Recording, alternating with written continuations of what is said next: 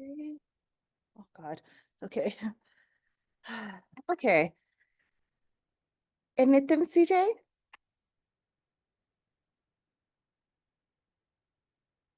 Kavina? Hello. Hello. Okay. I'm gonna make you right now a co-host, and you're gonna admit everyone. And I'm gonna Okay. actually stop the recording, right? Pause it. All Hi, right. everyone. Welcome.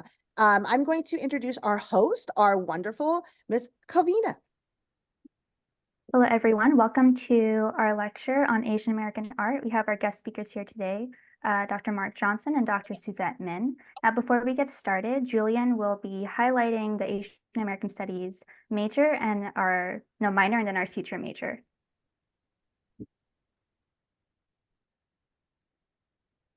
Okay. All right. Hi, everyone. My name is Julian Hang. I am here. I'm a senior here at CSU Fresno. I'm a theater arts major with a minor in Asian American Studies, or ASAM. And ASAM minor is an excellent choice for all students. It has a requirement of 6 3-unit classes for a total of 18 units. ASAM is always relevant and is an increasingly demanded subject in all levels of standard workforce and corporate echelons. As we move forward towards a more unified global understanding and acceptance of each other, especially here in the United States, and all around the globe, CSU Fresno is looking to achieve something historical here in the coming months. The Central Valley's very first Asian American Studies majors program. The major is not set in stone. We're definitely pushing it, but we are projecting spring to 2025 or fall 2025. Please be on the lookout for it. It's going to be a major change here in Central Valley. It's going to be wonderful. The major is projected to only require 2 additional 3-unit classes from the minor. This will definitely allow for many students to attain a double major. If you haven't yet, please consider ASAM as a pathway for your future, because I mean you could be the bridge for your future. You could be the bridge to connect Asian American studies, to the world. And most importantly, to share and spread Asian joy and Asian love. Thank you. And if you have any questions, please consult Dr. Bond. She is, the foremost expert on this Asian American Studies major. Thank you. Thank you very much, Julian. And now, as you have seen in the chat, CJ will be monitoring the chat, so please keep any dialogue respectful. Also, since we will be filming this, if you don't give consent to yourself being recorded, feel free to turn off your camera now at this moment. And now we will get started. So I have the very distinct pleasure of introducing Dr. Mark Johnson, who is a professor at San Francisco State University. And he was educated at Yale University, where he was a personal assistant to Josef Albers and received his M.F.A. at UC Berkeley. He previously was a professor at Humboldt State University in Arcata, California, and associate dean of academic affairs at the San Francisco Art Institute. His publications include Asian American Art, A History, 1850 to 1970, and At Work, The Art of California Labor. All right, and Dr. Johnson, you can now share your screen. Okay. One moment while I make that happen. And I'm just going to confirm that this is viewable for everyone. Is that the case? Yes. Okay. So first I want to thank everyone at CSU Fresno for the opportunity to speak with you today. Thanks, Jenny. And I also want to recognize that I'm honored to participate on today's panel with Susette Min. My name is Mark Johnson, as you've heard. I've been a professor at 2 CSU campuses, Humboldt and San Francisco State. And today I'd like to talk about 2 things. First, how I came to be involved with Asian American art history, and then to present a brief historical survey of about a century of art and to mention about 30 artists.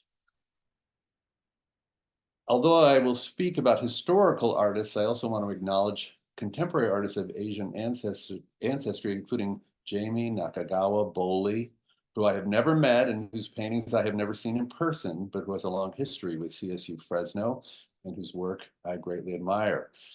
So if anyone sees her, please tell her I tried to give her a shout out.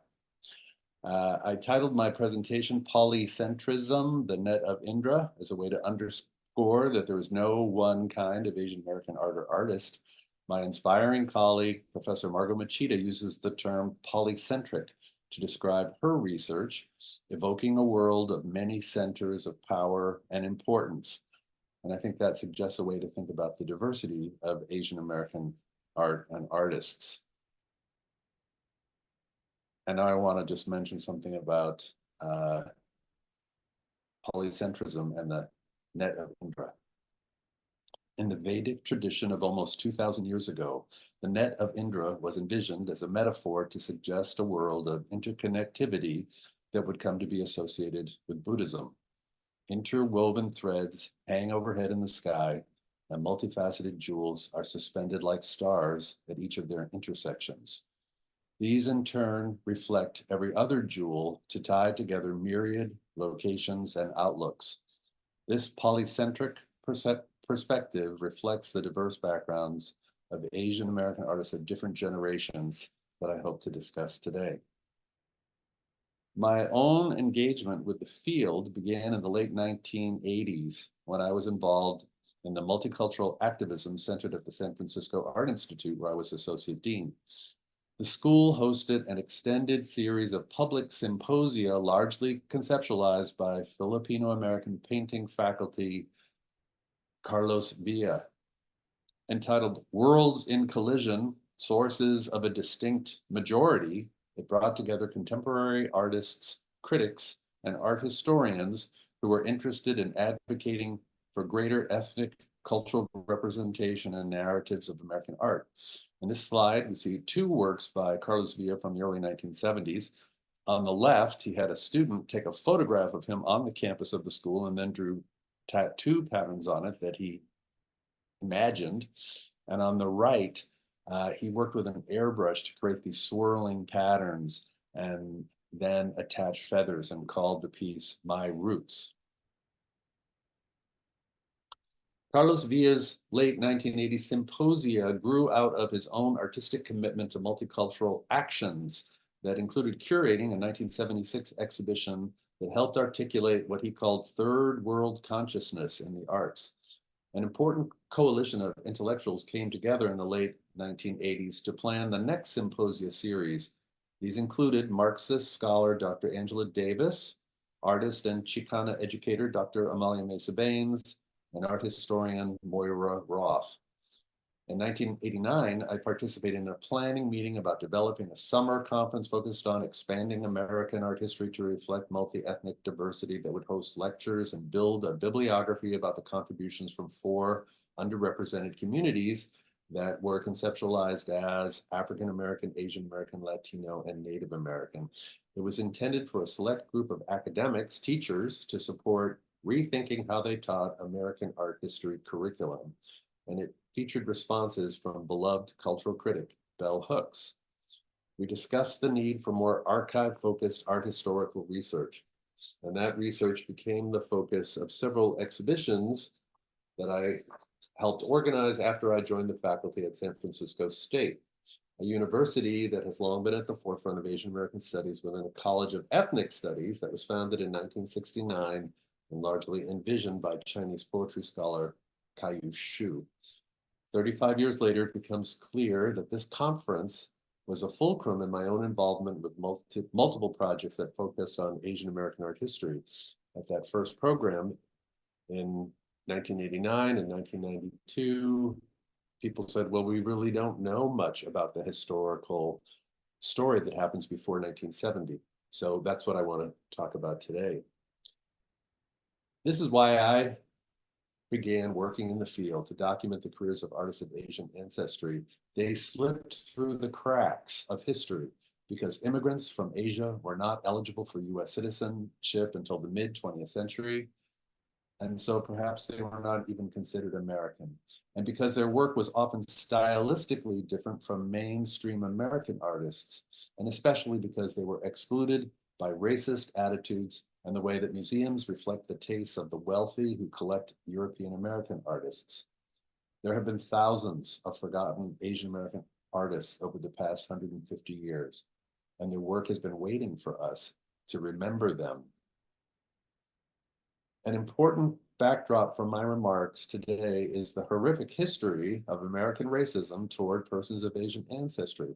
I won't spend any time today discussing that topic, but instead refer you to a Stanford University webpage that documents some instances of racist attacks and murders, and also unfair legislation that specifically targeted people from Asian backgrounds and made their lives and careers difficult.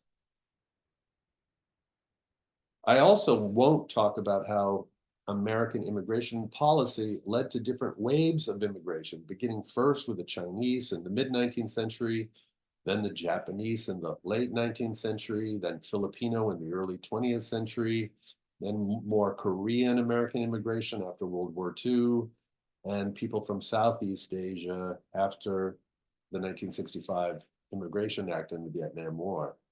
Because my presentation is historical, however, it is important to note that I will largely be speaking primarily about artists of Chinese and Japanese ancestry, and that the story became much more complicated after the 1965 Immigration Act.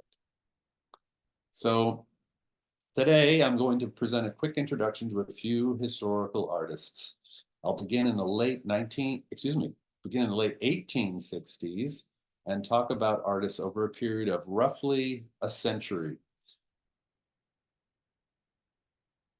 According to a survey conducted by the Chinese Consolidated Benevolent Association, or Chinese Six Companies, there were 16 professional artists and photographers working in San Francisco in 1869.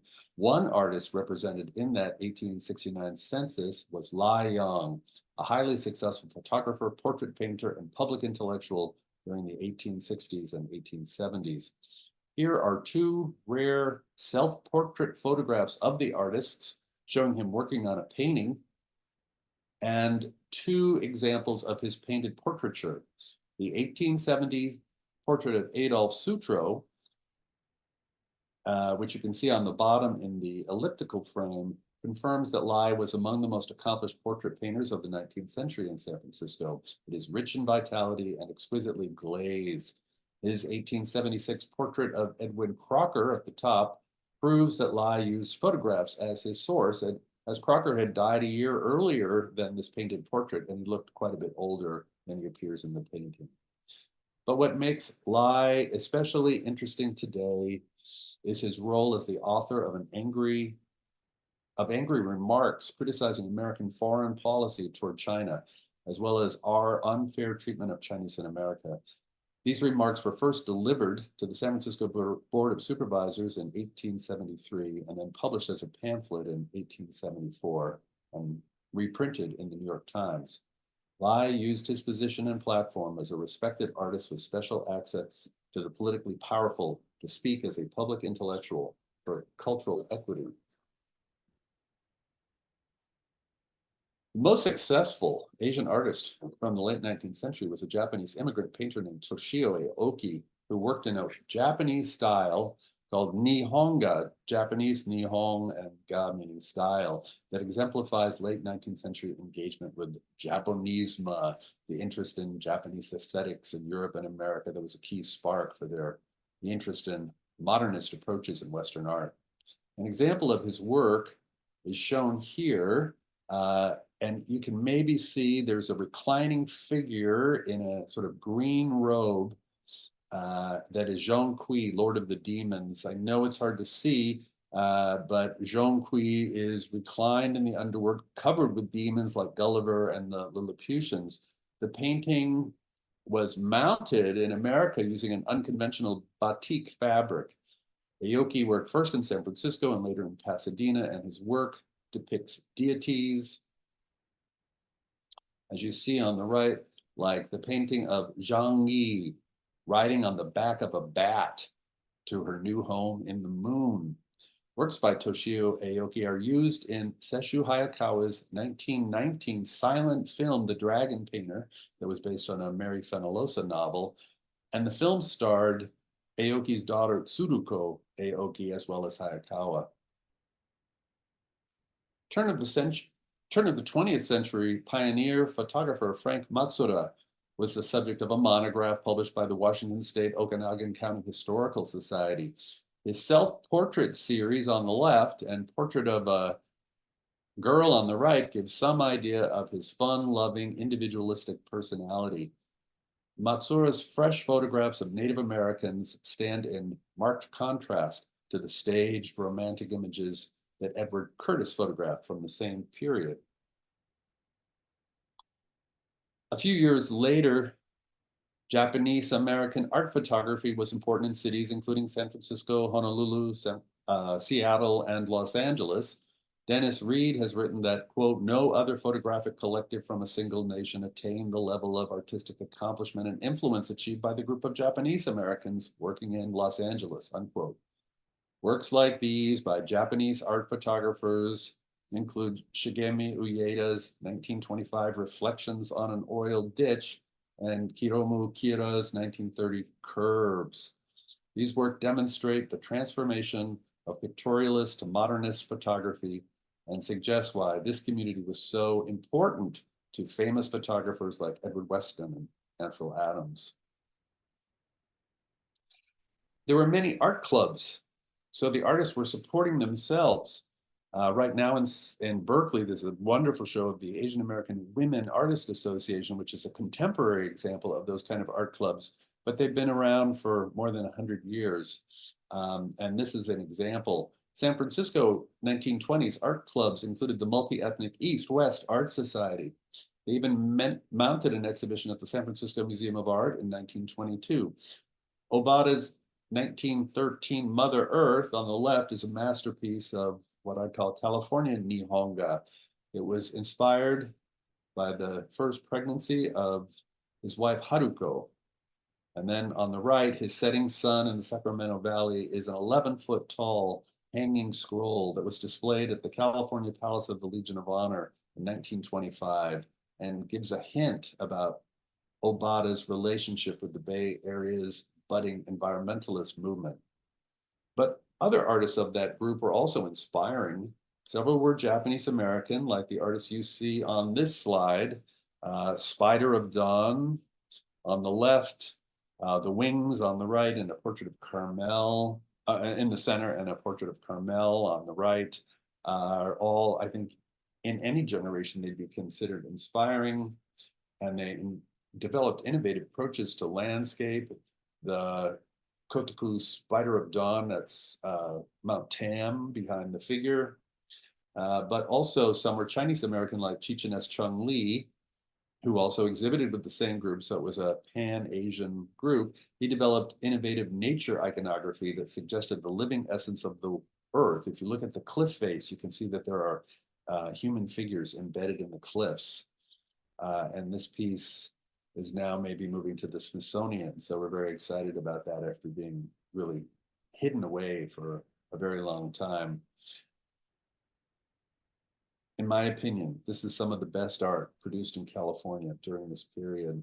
At the same time in New York, Yasuo Kuniyoshi had become well known and successful for his works that seemed to reference American folk art, like these cows on the farm on the left. Kuniyoshi was the best known early Asian American artist in New York, the first Asian ancestry artist to have a show at the Whitney Museum, but he was not the only one. Politically oriented Itaro Ishigaki, whose work you see on the right, The Bonus March, where the military shot down veterans who were protesting, was another. But ultimately, Ishigaki was deported as a communist, and his work was never seen in the United States again. Also in the 1920s, Chinese Americans were involved in other art collectives that were sometimes multi-ethnic. Here are two. Yan Ji, on the right, in San Francisco, founded a Chinese Revolutionary Artist Club that extolled modernist approaches beginning in 1926. His Cubist-influenced self-portrait, Where is My Mother, is a reminder of the Chinese Exclusion Act that often separated families. Tyrus Wong's self-portrait on the left also sometimes exhibited with an artist collective, but he is best known for his work in Hollywood, including his inspiring designs for the 1940 Disney film Bambi. Don Kingman became the best-known Chinese person in America, and his work in watercolor gained recognition beginning in the 1930s, was very influential. Here we see on the left Kingman's depiction of the elevated train tracks in New York, and on the right, his view of Grant Avenue in San Francisco's Chinatown. Kingman also became successful in Hollywood, working on films including Flower Drum Song, the first Hollywood film with an Asian American majority cast. In the 1940s, World War II changed the political dynamic of the world, and Zhang Shuxi came to the United States from China as an ambassador. His messengers of world peace, that included a depiction of 100 doves, was presented to Franklin Roosevelt and hung in the White House. And his son is Gordon Chang, who we were speaking about at the beginning of this, before we turned on the recording.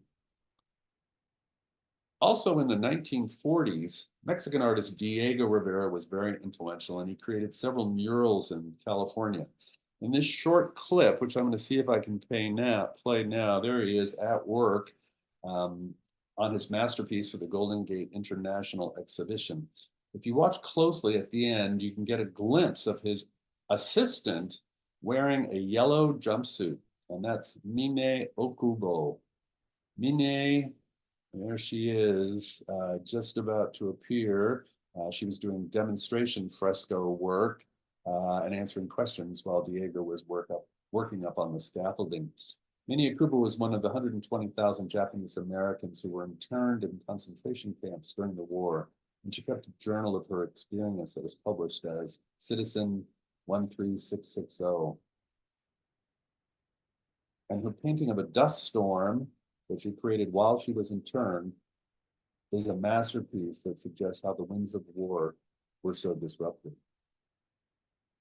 After the war, there was a powerful shift in the interest of the art world toward abstraction.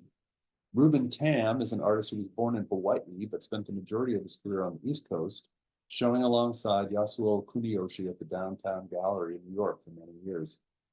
His work was even photographed, and he was documented and planned for an inclusion in a big magazine article in Life magazine, which was the biggest magazine of the time. And the article was about the most exciting artists of that period. And he was the only Asian American included, but his work was dropped out just before publication. During the early years of abstraction, surrealism was an important influence. In the work of Filipino-American artist Alfonso Osorio, we can sense that energy of surrealism on the abstract forms that animate this work. Osorio became a close friend of some of the most famous abstract artists like Jackson Pollock, and that friendship has almost overshadowed his own reputation. The most famous historical Asian American artist, who even has a museum dedicated to his work in New York, is Isamu Noguchi. And you get a little bit of a sense of his work here. He worked in stone, he worked in ceramic, as you see, that mask and wood. And then the piece on the right is carved from driftwood. That piece is entitled My Pacific. He was conceptualized and he made drawings for it during his internment in New Mexico, but completed in New York after his release. San Francisco artist Ruth Asawa had studied at Black Mountain College with Bauhaus refugee Josef Albers from Germany, and she had hoped to become a teacher.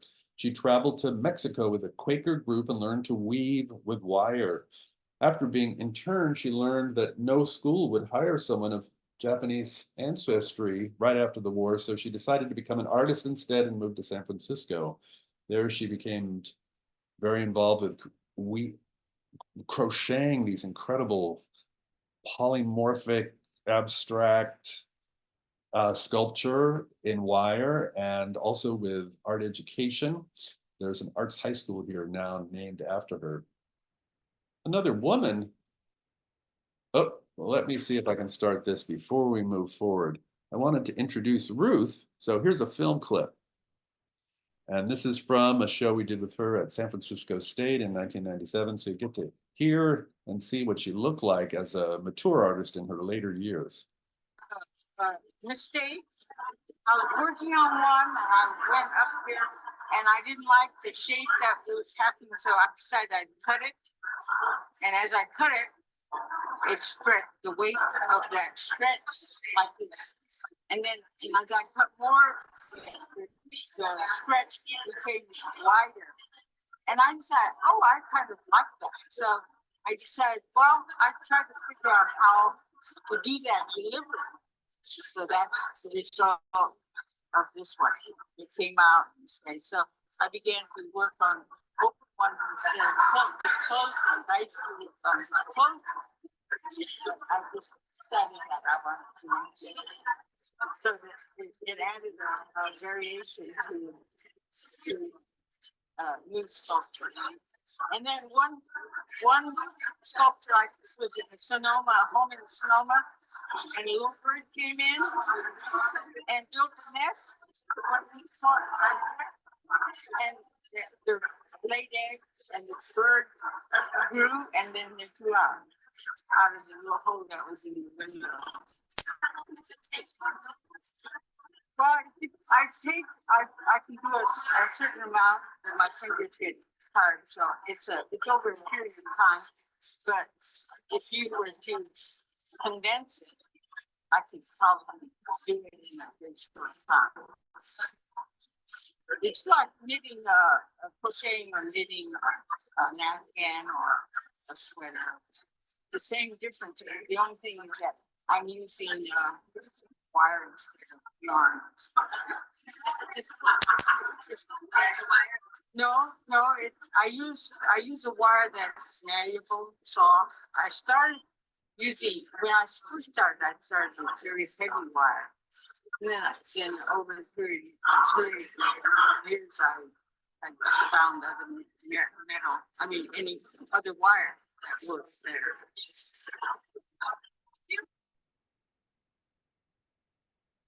So I hope you enjoyed hearing a little bit and meeting Ruth LaSalle in person. She's a wonderful person who's now getting wonderful and much deserved attention. Another important woman artist who achieved a high profile during the same period was Tsang Yuho.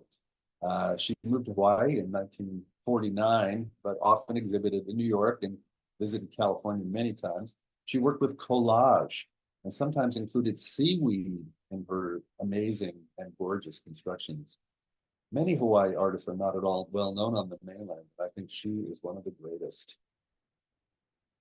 After the immigration laws changed in 1965, many artists relocated to the United States. One of the most famous Chinese painters of the 20th century was one of them. His name is Zhang Daqian, spelled in different ways, but this is how the artist himself spelled it. And he lived in Carmel and Pebble Beach. Here we see his colorful depictions of Yosemite's El Capitan at sunset in the autumn in the center and in the heat of summer on the right. He wore a beard and Chinese robes, and I also wanted to show a little bit of him. I'm just going to play this for a minute so you get a sense of. California is the home to one of the most famous artists of the 20th century. If Picasso had lived here, everybody would know. Zhang Daqian lived here. Everybody.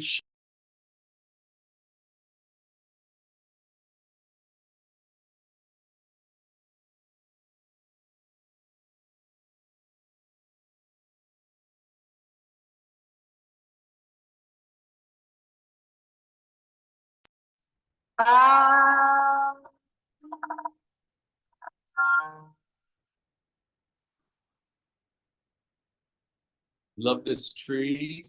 Painted it many times. It just grew out of the sand.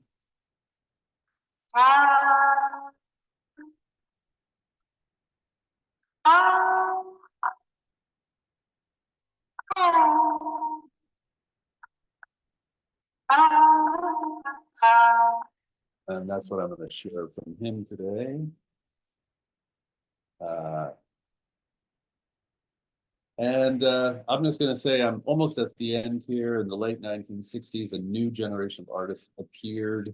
I just wanted to mention a few. Nam June Paik was an international artist who worked in Europe as well as the United States. Here's an image of a wonderful performance where he dipped his head into a bucket of ink to draw with his hair.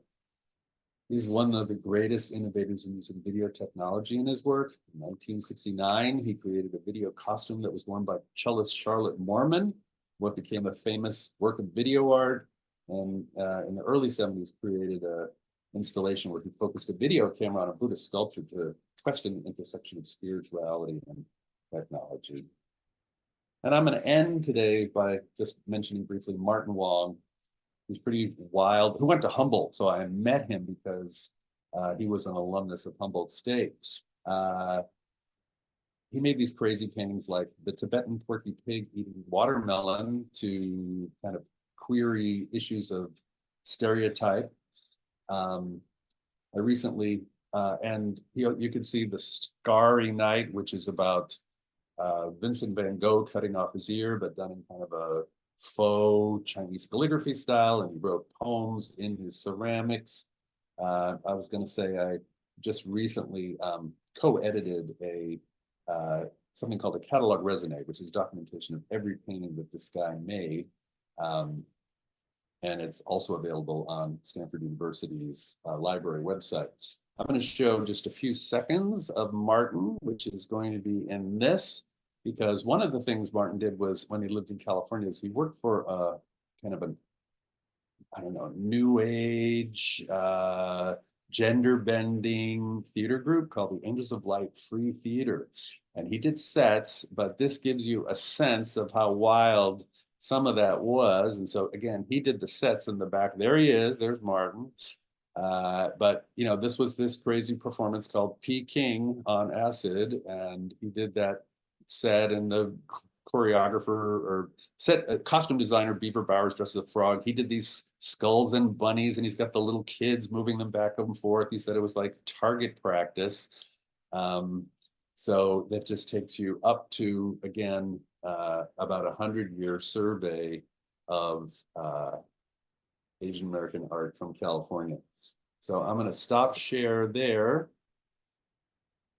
and just say, my colleague, Gordon Chang, who I mentioned earlier, once wrote that one day perhaps people will remember the contribution of Asian American artists as integral to the fabric of American culture in a similar way that African American musicians are recognized for their preeminent role in American music.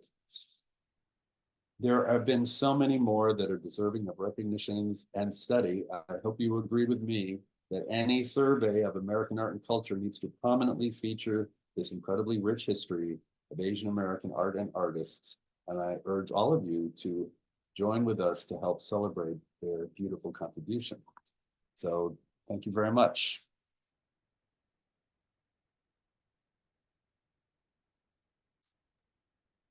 Thank you, Dr. Johnson, for your wonderful talk. You highlighted a great variety of artists and different styles, and I really liked that quote at the end. As you said, these are people that we should know, but unfortunately, historically, they've been excluded from the conversations. And now I have the distinct pleasure of also introducing Dr. Susette Min, who is the Associate Professor and Department Chair of Asian American Studies at UC Davis. Now, she received her PhD from Brown University, and before that, she was at the Center for the Study of Ethnicity and Race at Columbia University and was the Assistant Curator of Contemporary Art at the Drawing Center in New York City. Now, Min was a Mellon postdoctoral fellow in the Department of English at Pomona College. Her research interests include Asian American literature, ethnic American literature, Asian American art, contemporary art, and visual culture. And Dr. Min, feel free to share your screen for your presentation. Okay, thank you. Well, thank you, everyone. Thank you, Jenny, for organizing this. Thank you, Kavina, for everything, and Sujay for managing the chat. And thank you all for just sharing the space with us tonight. It's an honor and joy to be in conversation with you all and Mark to talk about Asian American art and visual culture. And I wish you the best of luck in approving the Asian American Studies major and to get it approved as soon as possible. I think that's fantastic. That's right on the verge of happening.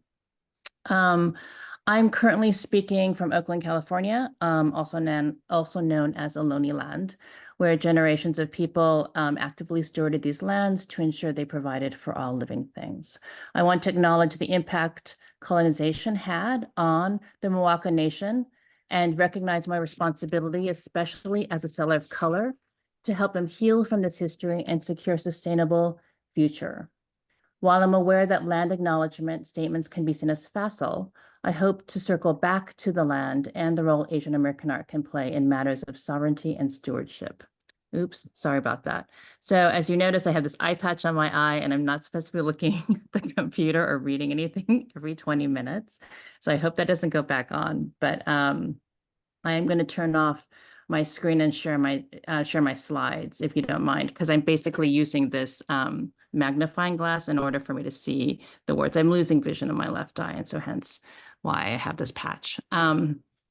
So I am a scholar, I'm a curator, I'm a teacher, and I'm, as Kavina mentioned, I'm currently chair of Asian American Studies at UC Davis, where I work with an amazing staff, including Jenny's daughter, Alex. My research, pedagogy, and exhibition making are multidisciplinary, comparative, and relational, with attention centered on cultural productions, especially modern and contemporary art, in relation to the intersectionalities of race, sex, gender, and class in local and global contexts.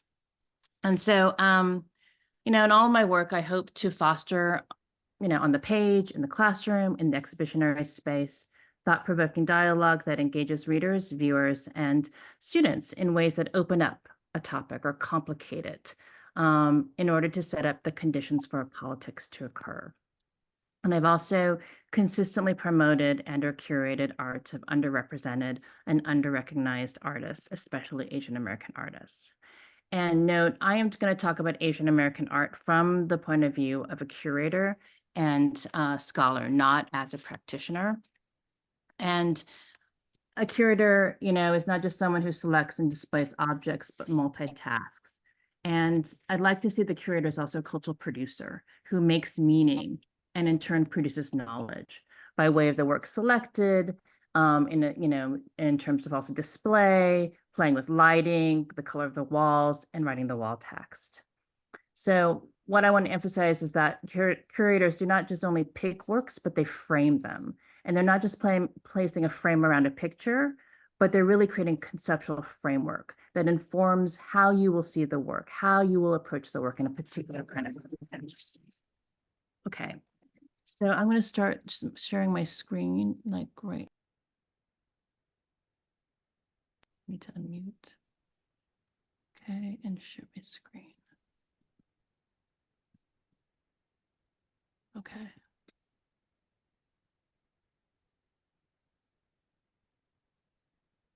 All right.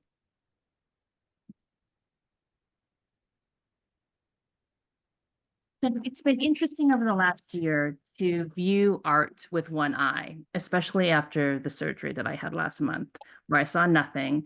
And then I saw some blobs and blurs and now shapes and forms. And it's been a wild ride, especially as I've been reviewing RE-VIEWING over the last 2 years, Asian American contemporary art in relation to an upcoming exhibition I'm co-curating with Amy Sadao, and realizing the sort of missteps I've made and also missed developments and aspects around Asian American art since one way or another, an exhibition I curated in 2006 with Melissa Chu and the late Karen Higa. So one way or another was in part an exhibition to check the pulse of Asian American contemporary art at the time. And it was motivated by an impulse to open up the parameters of what Asian American art is and does.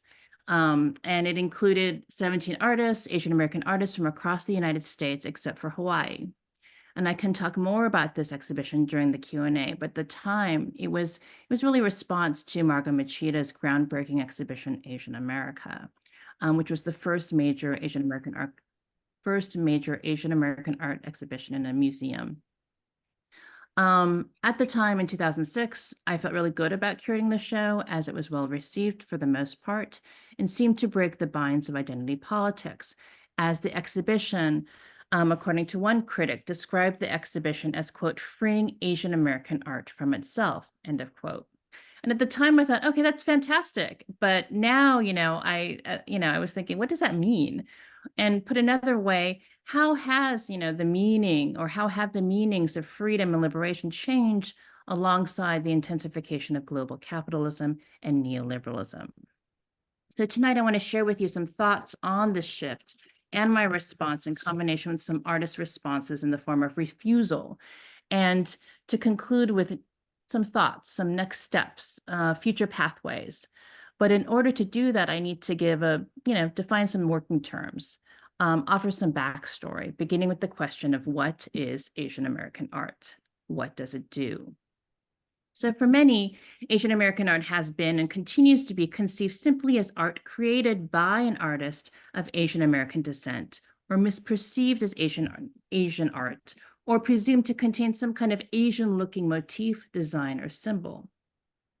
Categorizing art made by a person of Asian descent is already complicated, as you know. A person who identifies or is marked as Asian American is part of a growing heterogeneous constituency, differentiated by ethnicity, with many born here and others coming from more than 45 different countries as babies, young adults, college students, as undocumented or legal immigrants or refugees, with diverse class and religious backgrounds and political inclinations.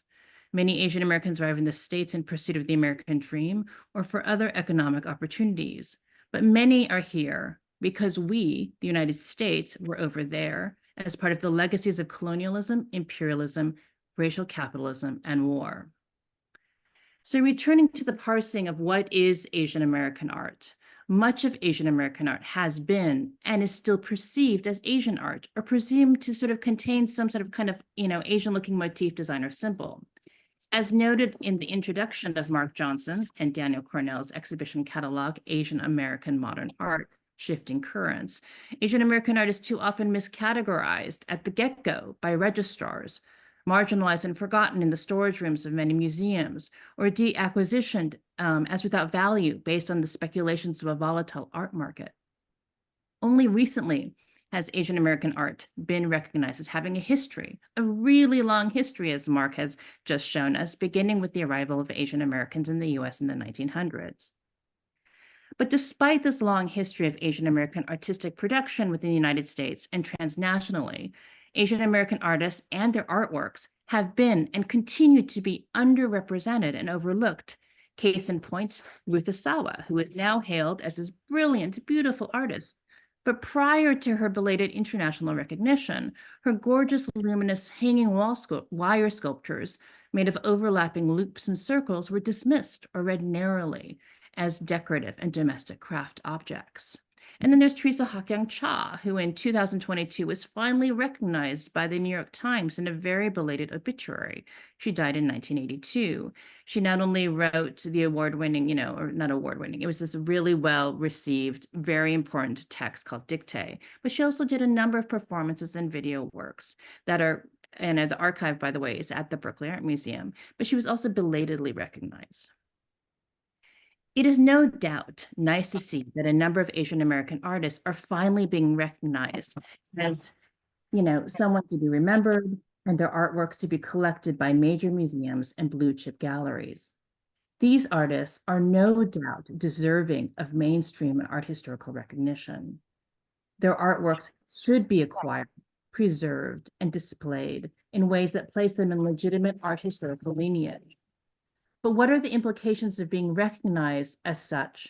And why does Asian American art always seem to be arriving? What kind of art is being recognized and what kind of art is specifically being collected now? How are museums framing Asian American art?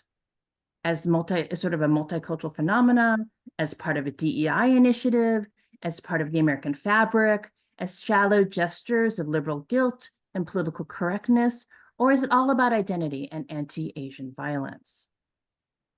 One can make a very persuasive case that the art world has not only recognized Asian American art, but embraced it, with Asian American artists included in the current Whitney Biennial of 2024, Even Better Than the Real Thing, which is currently up now and includes Jess Fan, Yasmin Allen Huang, Lotus Lori Kong, who is shown here, Diane Severin Yuen, Takako Yamaguchi. There's a dynamic group show that's showing in Los Angeles. Here's Diane Severin Yuen. There's a dynamic show called Scratching the Moon that is currently in Los Angeles, curated by artist Anna Suhoy. There's the Place show at IC in San Jose, which includes a number of Bay Area artists, including Weston Teruya, Valerie So, Stephanie Sujiko, and Christy Chan. And if you go to New York, there's currently a major solo exhibition of Toshiko Takezu, and you can see her gorgeous ceramics at the Isamu Noguchi Museum. And in the fall, Carl Chang has a survey show in Austin. Howie Chen has a major exhibition of Asian American artists on the East Coast. And I think there's an amazing group show of Japanese American artists right now, including Hisako Hibi at the Monterey Art Museum. And I'm sure there are a number of other exhibitions that I'm missing. The major showcase of Asian American art currently in major cities in the US just didn't happen yesterday, but is due to the efforts of many, including actions by Asian American artists from Kearny Street Workshop and Godzilla to curators such as Margot Machida and Mark Johnson, and the powerful duo of Marcy Kwan and Elisa Pichamoran Alexander, who recently inaugurated several years ago the Asian American Arts Initiative at the Dental Museum at Stanford, in which Jerry Yang, who is the founder of Yahoo, and hopefully others, have pledged millions of dollars to collect and preserve Asian American art. But if we were to collectively do an exercise right now and make a list of Asian American artists, could you name 5 artists and at least one work by each of them? I really hope you do, and I bet you can. But if you can't, that's okay. As many students and many people in art history, museums, in the art world, and even in Asian American studies would not be able to do that. Note, next week is the Association of Asian American Studies conference. A decade ago, there were just 1 or 2 panels on Asian American art.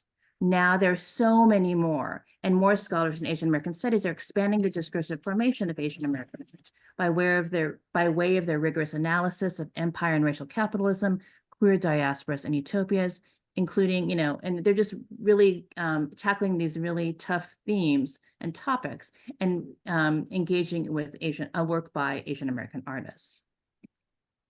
But returning our attention back to the exhibitionary space and Asian American art, the recognition and display of Asian American art could be described as coming in different stages or waves, and I forgot to put a slide here. But the first wave, and I want to say, was the sort of 1990s.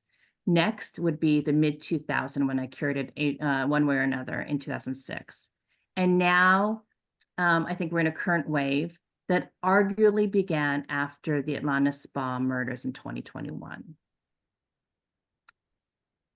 Note, that doesn't mean Asian American art wasn't being made or displayed. As Mark has pointed out, Asian Americans have been making art since their arrival from Angel Island to the Bay Area, and in the 1950s and 1960s when Asian American artists were collected in major museums. In the 1970s, Asian American artists were not only making art in their studios, but with the community, as in the case of Tomi Arai, who is pictured here, and her involvement with the Asian Basement Workshop and Godzilla. And in the 1980s, they were active in creating alternative spaces and responding to the AIDS crisis. And this is Martin Wong, who Mark ended with in his presentation. I believe that this current wave of Asian American art places Asian American art in a very good place. That's not, but I think it's not just because, a lot of these Asian American artists are now recognized by the market or they're being placed in the canon. I'm excited about it. I think they're in a good place, but I'm also wary. The situation, I don't know, I'm not exactly, it'd be interesting. I want to hear what, what kind of films you've been talking about and discussing. But it's kind of similar to the situation in film. So like after there's Crazy Rich Asians, Minari, Everything Everywhere All at Once, Past Lives, and Joyride. They have this cast of Asian Americans, and who have very complicated storylines and rich characterizations. And I hope to see more kinds of films with Asian Americans and all kinds of stories, playing a wide array of, again, deep and complicated roles. And I hope so too, in the context of Asian American art, that this will also happen, but usually waves fall short. And then there's a long dry spell, or they seem after the fact that, the sort of spate of Asian American film, or in this case, Asian American art, it's kind of like a feel-good corrective after years of underrepresentation and misrepresentation. But I'm hoping to see this current wave as a phase, a distinct period or stage that's about really transformative change. I am, though, a pessimist sometimes. And I'm not going to share with you the details of, we can talk about racism, exclusion, Orientalism, xenophobia, and all that of why Asian American art continues to be marginalized. But I want to just sort of share with you my hesitation, and then end the talk with why I think we're truly in a good place and, sort of mess things up. So, after I curated One Way or Another, it was 2006. And then, there were the Atlanta Spawn murders, and there was this spate of, a rise of, again, anti-Asian violence. And then all of a sudden, the art world seemed to pay attention, like, oh yeah, there are Asian American artists there. We should have an Asian American art show. And I feel like despite the emergence of a cosmopolitan and diverse global art scene, Asian American art remains tokenized or separated or segregated from other kinds of modern and contemporary and BIPOC art. And the inclusion of a lot of Asian American artists, again, is tremendous. It's wonderful. It's fantastic. But sometimes I just wonder the incentive and motive and sustainability. And these kinds of actions basically make the museum and the art world appear benevolent and open-minded, keeping up with the times, enriching a growing global audience.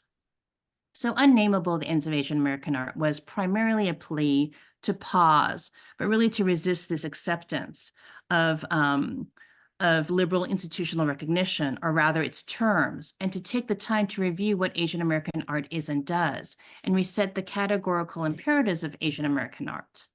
In the same spirit of Godzilla and City Street Workshop, and their efforts in advocating for visibility and representation of Asian American artists, while also forging and maintaining relationships with the community, what I wanted to do in Unnameable was to present how particular Asian American artists set up the conditions for new subjectivities and other marginalized voices to be part of a larger conversation, be it about Asian American art, the Vietnam War, neoliberalism, or abolition. On another level, I was really interested in how Yoko Ono, Te-Ching Hsieh, and I have a lot of work by Te-Ching Hsieh, Simon Leung, Byron Kim, and others serve as cultural laborers in which they seemingly create nothing. This is a painting, but here, he did this piece right here at the Whitney Philip Morris, which the material was basically the stuff in the vacuum bag. So it was in these cleaners were cleaning the offices, and he used that material in the bag, which was, dust and dirt, and he used that as his material to paint the walls of the gallery at the Whitney Philip Morris. And that these kinds of works were, they seemingly create nothing, and I said NO-THING, because they can't be bought or possessed from a piece of property. But really, I wanted to, see how their art making is relational and tactical in the form of an aesthetic education that refigures Asian American art, not as political art, but as an oppositional practice, less in terms of its aspirations to be seen, and more in terms of how it models a different way of seeing and encountering the world. I wanted to show their work, how their work highlights how art is formed by a relationship between the self and others, constituted out of the continual and mutual imbrication between the reality of material conditions and a mortal sense of the world. So following the cues and tactics of the artist, I suggested towards the end of the book, I suggested to curators and scholars to hold off on the quick impulse to claim works such as those by Te-Ching Hsieh as Asian American, not at all to deny sort of the circumstances of the formal making of the work, but to avoid circumscribing and burdening the work with a ready-made set of interpretations already embedded in a viewer's purview or imagination. I wanted to avoid foreclosing alternative and iterative presentations of the work.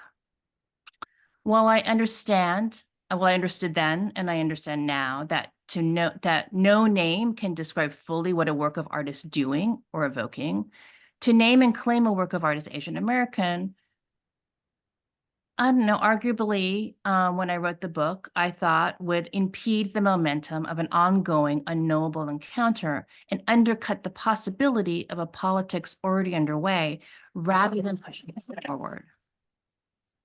So the book was published a couple years ago, but I still stand by the need to approach Asian American art as not just as a set of objects, but as a set of practices, tactics, aesthetics, and poetics that unsettle orders and hierarchies and create the conditions for new relationships, practices, and communities. And as implied in the book, artists are kind of already doing this work, and I realized have been doing it for a long time. Thinking of the long game, offering models to protect themselves by creating and maintaining safe spaces. Okay, maybe this is a good way. And now I see and look away. Okay, I'm just going to talk, and then it's a good way because it's all about opacity.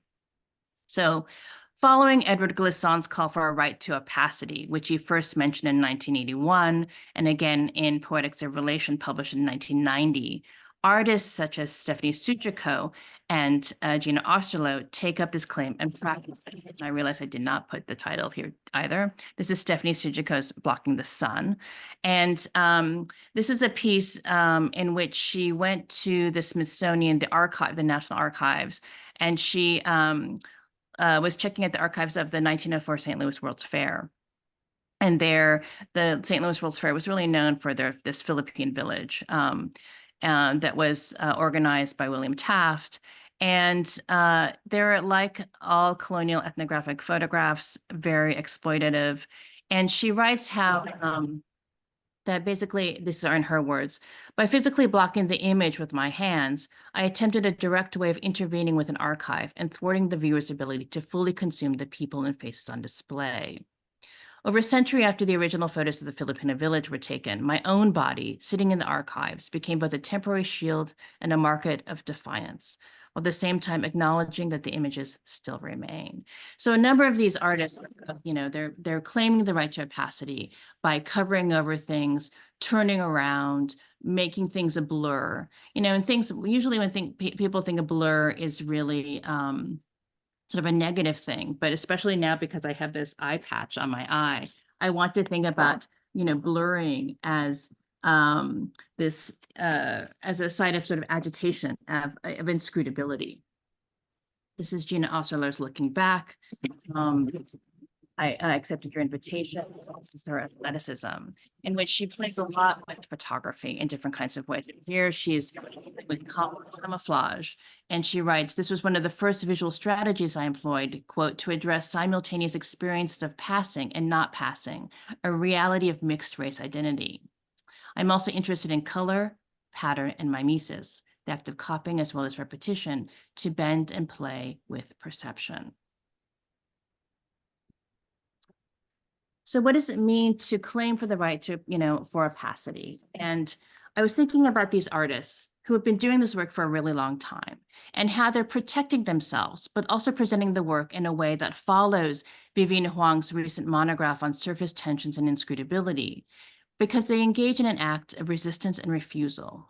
They engage in an act of refusal to be transparent and or to put on display their victimhood and trauma. And by the way, there was a great exhibition that actually Stephanie was in recently at the Guggenheim called Going Dark, and the contemporary figure at the edge of visibility. And it was fantastic because it was about the desire to be hidden and to be visible on the artist's own terms.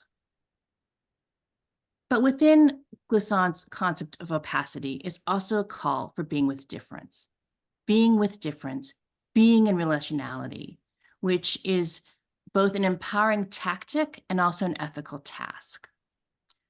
Artists are already engaged in this work of world making and envisioning the world in wild, cosmological, speculative, and ethical ways, in and through a number of pathways and systems. And I want to know, how might curators play a role in taking on this task? We can't just depend on artists to do all the work. We as curators and art historians need to cultivate and carefully tend the conditions laid out by these artists. And so one of the things that I'm really interested is, is it possible, I just really want to, so in this exhibition that I'm co-curating with my friend Amy Sadao, we really want to push the envelope and approach one, curating as caregiving rather than caretaking, as truly one of repair, repairing severed formal aesthetic histories as well as forgotten histories of solidarities, for example, between Vietnam and Palestine. But two, we want to also really sort of rethink Asian American art and how might we revive it as a mode of resistance, resilience, and reckoning. What would it mean to mobilize Asian American art in relationality, in relation, for example, to the larger project of abolition and sovereignty, borrowing from in terms of the former, when I talk about abolition, from Angela Davis's writing on abolition and democracy, right, in which she points out how the current situation is harmful and carceral. And she defines abolition and democracy as meaning, you know, that who participate in political life need to change how democracy functions and what alternatives can become possible as a result. And so I want to, you know, think about her words. When you think about both abolition, democracy, but also thinking about sovereignty, sorry, not sovereignty. I want to think about sovereignty, but also settler colonialism. In correspondence with scholarship in Asian American studies on settler colonialism, how might we take into consideration our positionality as settlers of color? And how does that impact the way we curate and write about Asian American art? In correspondence with the aftermath of Black Lives Matter and abolitionist thinking that highlight the long history and structure of the carceral state that infiltrates every aspect of our lives, not just Black lives, how might we approach the exhibition as a space to juxtapose works that sort of cultivate our senses and be attuned to other ways of knowing the world? So I want to end here with a work by Gay Chan, who is a Pacific Islander artist. And one of the things she has is this thing called, it's called Movable Feast, but it's also part of a larger project called Eating in Public. It was founded in 2003 in Hawaii. And she writes how this Eating in Public is a move to sort of nudge a little space outside of the state and capitalist systems. Following the path of pirates and nomads, hunters and gatherers, diggers and levelers, we gather at people's homes, plant free food gardens on private and public land, set up free stores and other autonomous systems of exchange, generally without permission. Unlike Santa and the state, we give equally to the naughty and the nice. We do not exploit anyone's labor nor offer any tax reductions. We are in the world's various definitions free. So how might we consider relationality in the ways that Gay Chan and Nandita Sharma have done? Asian American art has been about creating safe spaces, expressing identities and experience, and narrating Asian American history. How might we see it as revealing other interconnected histories, amplifying submerged voices, and serving as a reparative space for others? Thank you.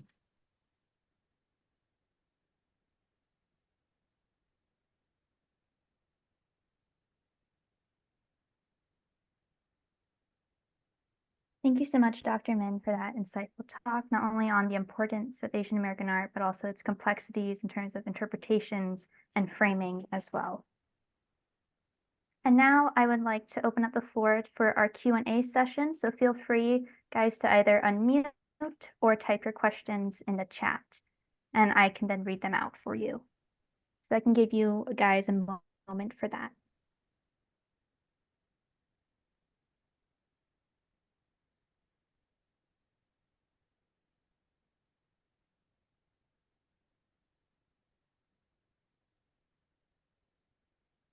Okay, we have a question. So this is to Dr. Min. What piece of Asian American art affected you personally the most? Justin, that is a really hard question. There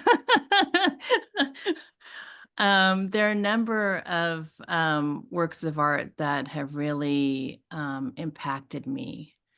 I guess the first one would be, I would say, wow.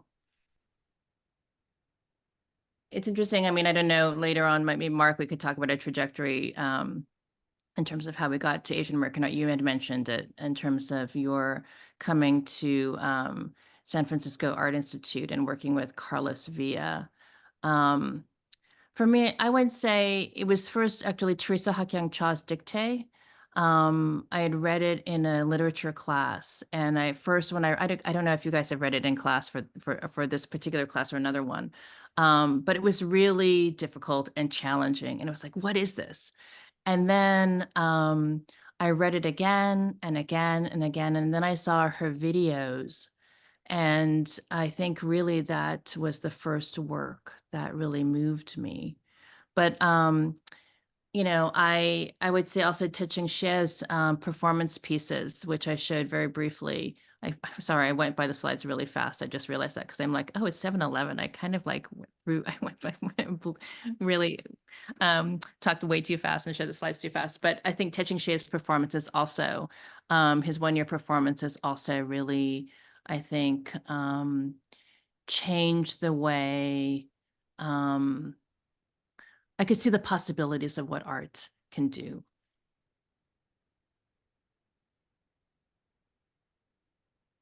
Can I involve Mark too in the conversation? Mark, are you there? I'm here. So I loved your answers, and I'm just going to say for everybody, the Teaching Xie slide was the image of this guy tied with a rope to a woman. And the woman was performance artist Linda Montano, and they lived together, tied together with an 8-foot rope. They didn't know each other. They weren't a couple or anything like that. And just as a performance art piece, the kind of study and commitment really to, go through this, intense experience and everything that you can imagine when you didn't really know the person, but just as a commitment to art. He did all kinds of amazing one-year performances, like punching a time clock every hour on the hour for a year, which means that you can't sleep for more than 58 minutes or whatever it is, this incredible commitment to art. So I agree. This is, it's sort of an inconceivable kind of artwork.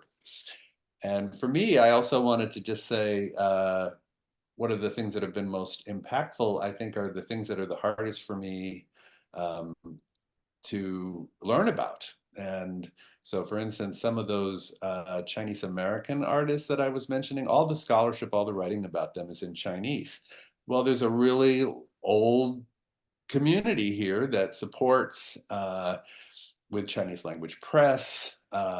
So it's harder to learn about. And then somebody who is so like that, Zhang Daqian, who is so steeped in a completely different visual language that was not really part of my background.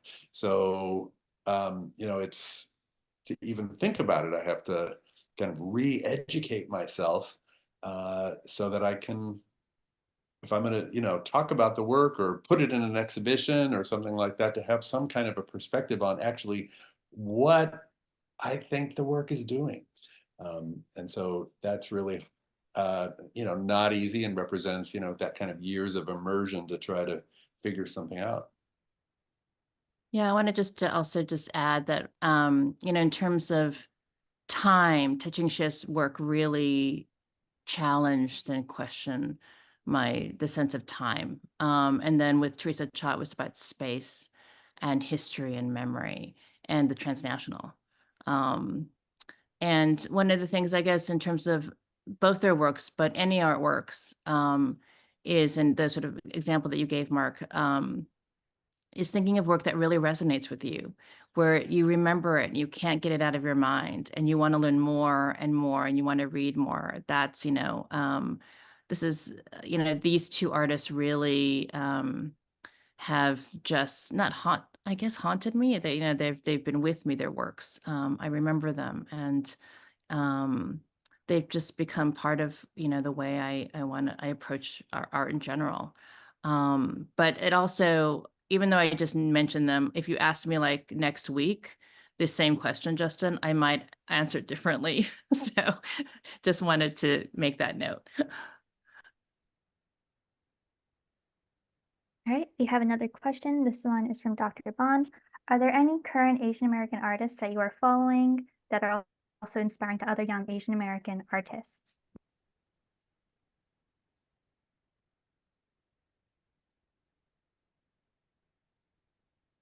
Mark, do you want to answer that, or do you want me to do that? Young Asian American artists. Well, you know, there's kind of a superabundance, and so it's like, you know, because I'm somebody who's really committed to this sort of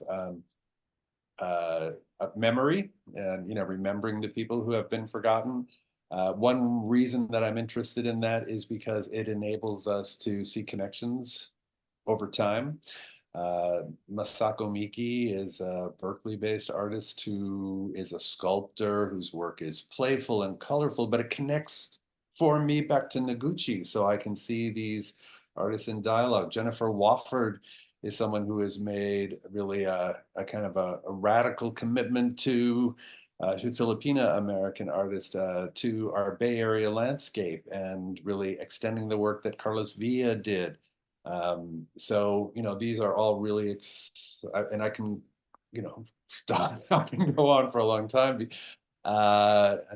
There's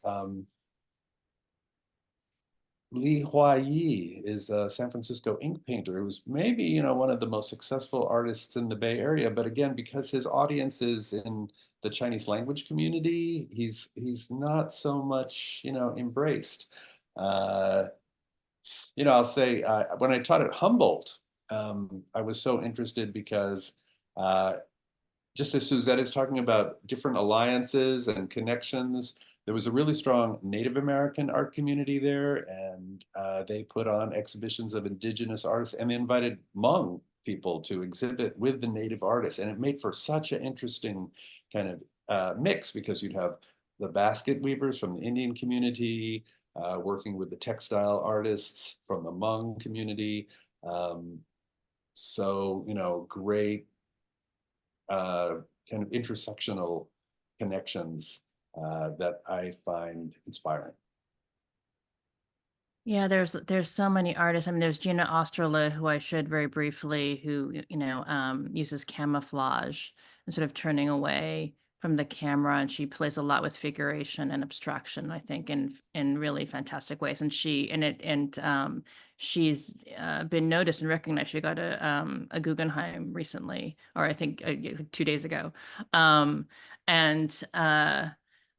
There's just so many right now. I'm like, wow, you know, I just like list a bunch of names, but I don't know if that would mean anything. But one of the things I think that's really interesting is that a number of the artists from the 1990s are now professors in museums. And like, for example, in the case of Gina Osterlo, Simon Leung was her teacher, sorry, at UC Irvine.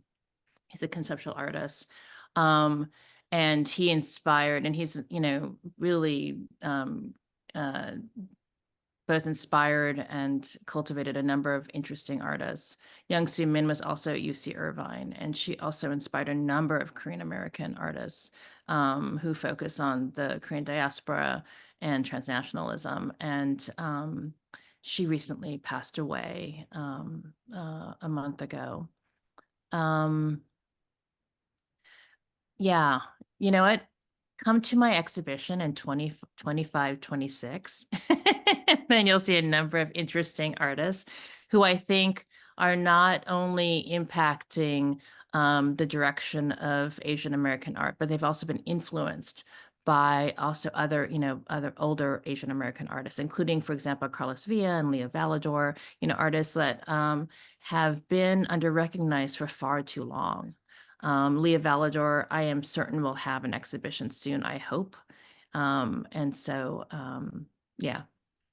But, you know, if Dulcie, is it Daisy and Justin, if you ever have, you know, artists that you are interested in, please do not hesitate to email us, and we can definitely share a list and links to them. Actually, that was Jenny. I can email them to you and Alex. Sorry, I cannot read the chat. So Justin Niles, go ahead, Kavina, you can read it. You can go ahead. You can go ahead. That message actually was from Sarah Vu.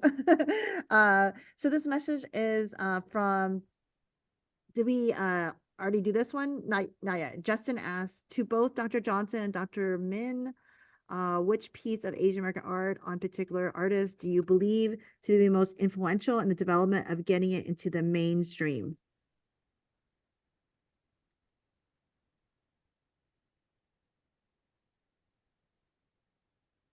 Or Justin, maybe you could read it out.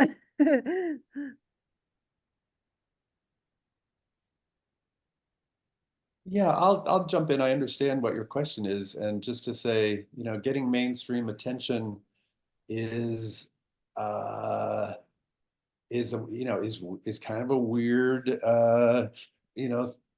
part of the art world, because mainstream attention generally means somebody's that's in one of the biggest art capitals that is affiliated with the curators at the biggest museums so that they collect the work, and then it gets into the books, and that's the mainstream. And let me tell you, there's been not so many in Asian American art history. I think, as I said, I think the most famous historical artist is Noguchi. In 1989, I sat with Carlos Villa and other people, and we said, well, if there was going to be an Asian American art history, who would be in it? We said, well, there's Noguchi. That was like the one name we thought of first. And we said, and there's Kuniyoshi. That was the second name. And then a friend named Bill Berkson said, my mom had a Don Kingman in the bathroom, and we sort of got stuck. And but anyway, so why was Noguchi so successful? He was he was super charismatic. He collaborated with top people in the New York art scene. He was a brilliant artist who kind of bridged abstraction and kind of prefigured minimalism, so his work kind of fit what people were looking for. But even Noguchi in 1939, got this, terrible racist review. And he hated the guy who wrote it for the rest of his life. He held a grudge. So anyway, but even though I really applaud I love Noguchi, and I hope people will visit the Noguchi Museum in New York, where the wonderful show of Toshiko Takaizu is now on display, as Susette mentioned. But I think I'm more interested in the people who do work to, organize and make an alternative. Susette talked a lot about these great groups like Godzilla, Kearney Street Workshop. I talked about those earlier groups like the East-West Art Society, the Chinese Revolutionary Artist Club. These were people who made a community, made their own exhibitions, wrote their own manifestos, and left an incredible record of commitment to culture in a way that I find actually more inspiring. If I want to, because my choices were to move to a different kind of community, not to try to embed myself in the New York mainstream, but to work with artists in Northern California.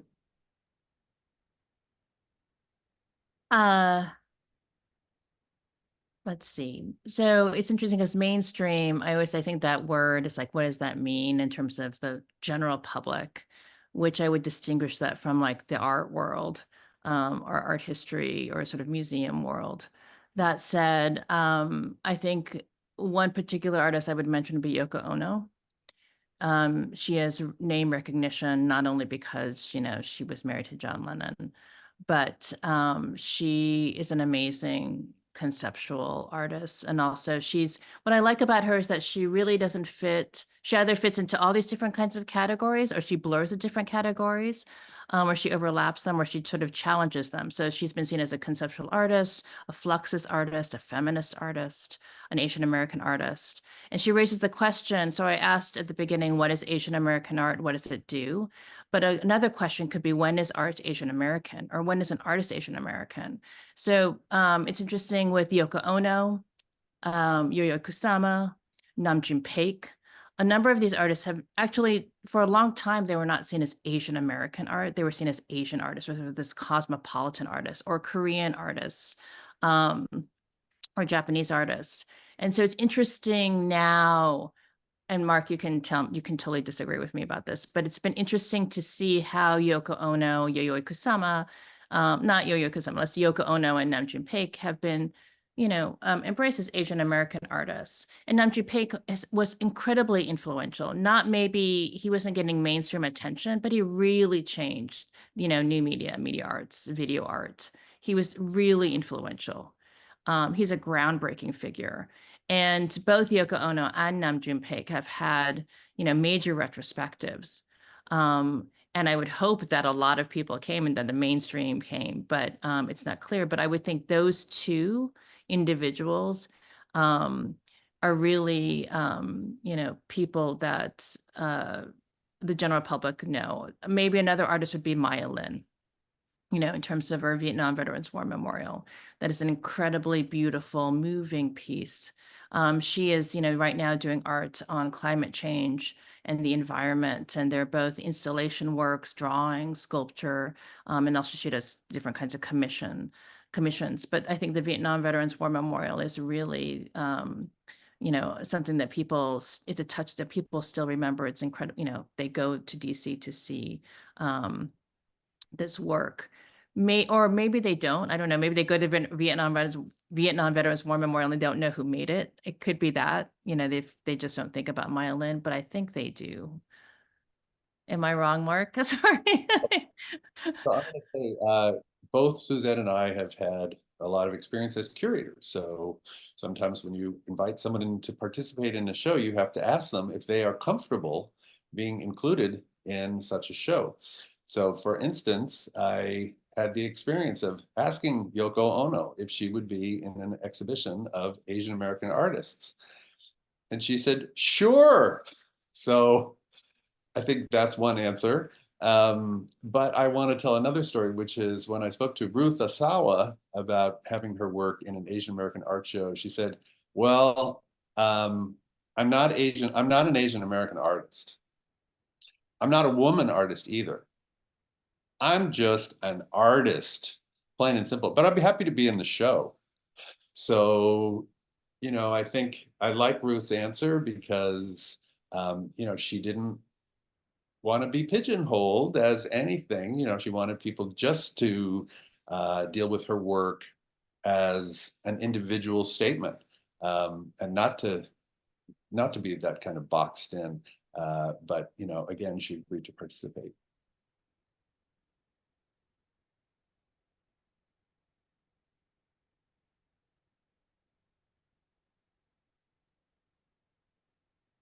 Dr. Brown, I just wanted to double check. Do we still have time for more questions? Because I think we have a few more in the chat. Yes, actually, Dr. Min, Dr. Johnson, do I have your consent to get to, I always planned, I asked for the 3 hours, but I was thinking 2 hours in my mind. Do I have your consent to go to 8 p.m. if possible just to answer the rest of the questions? Oh, sure. Okay, great. And Kavina, I think you can maybe read out the questions for them. I see a question from Mr. Julian. Yes. So actually, wait, I think I'll go for the earlier one, Daisy's question, and then I'll get to Julian's after that. Daisy's, We yeah. skipped over Daisy's, yeah. So Daisy, this is a question for both of you guys. It's, do you feel that COVID-19 has had an impact on Asian American art, and what kind of art is being produced now?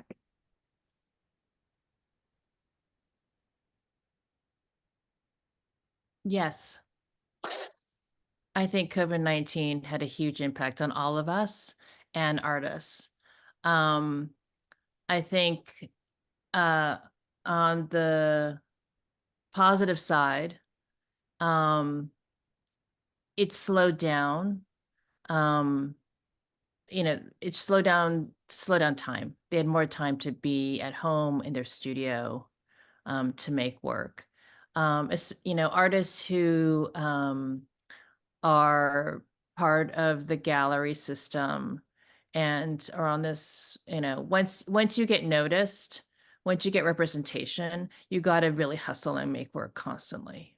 And you never know when the next exhibition will be.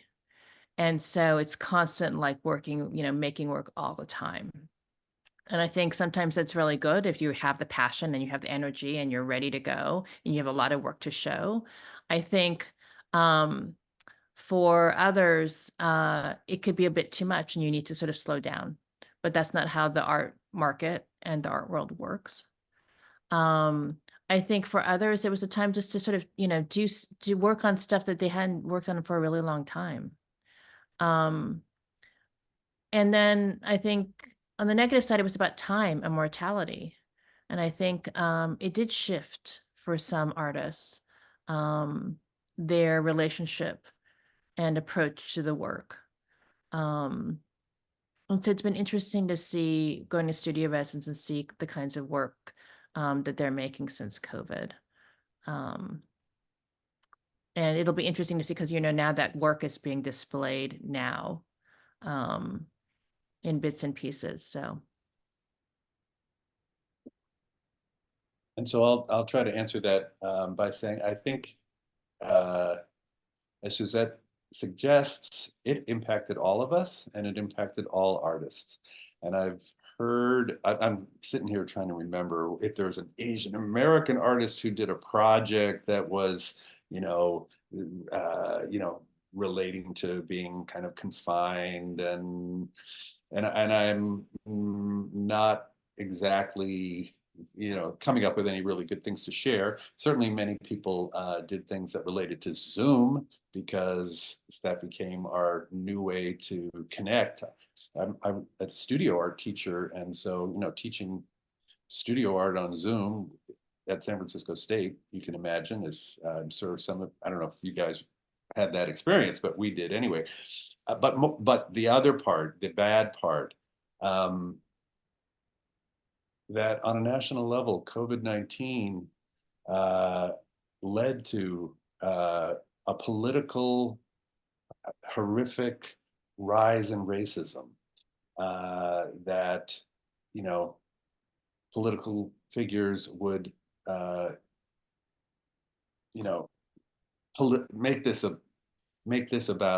make COVID-19 about race and ancestry and all the violence and everything that's happened. And that has certainly changed, I think, a lot of people's practice and a lot of people's mindset. And so in that way, I think more specifically for Asian American artists, it did have a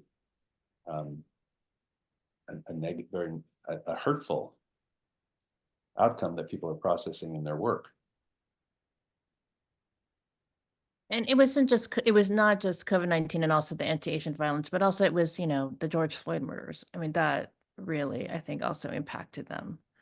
And so, again, I also cannot think of a work right now, a specific work of art made during that time that was related to these things. But again, you can see maybe elements of that in the work, or in at least the process of the work. And one of the things that I have to say I'm really interested in is really process and how they conceptualize the work, sometimes more so than the actual outcome, the actual product or actual, work itself. All right, and for our next question from Julian, this is to both Dr. Min and Dr. Johnson.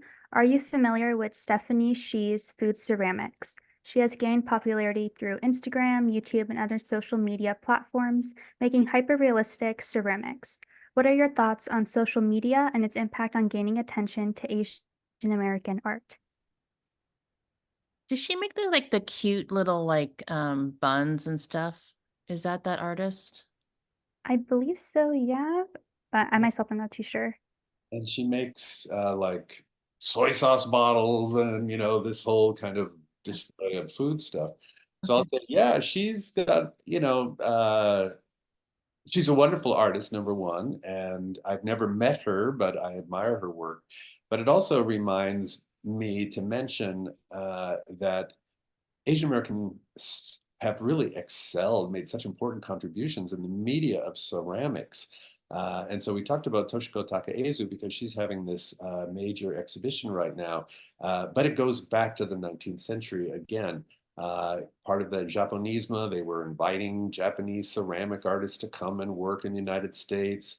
And, you know, throughout the sort of abstract expressionist period, Henry Takamoto making wonderful ceramics, you know, so yeah, there's a whole great category of fantastic ceramics. There, artists, there's never been a group exhibition of Asian American ceramics. I think it would be really valuable and interesting. So maybe that's something, Justin, you can work on. Anna Suhoy, who curated the Scratching the Moon exhibition, is an amazing ceramic artist. And I do want to go back to what you just said, Mark, but I want to also answer the question in terms of social media. And I do like, I think it's the same artist, then I do like Stephanie Shee's work a lot.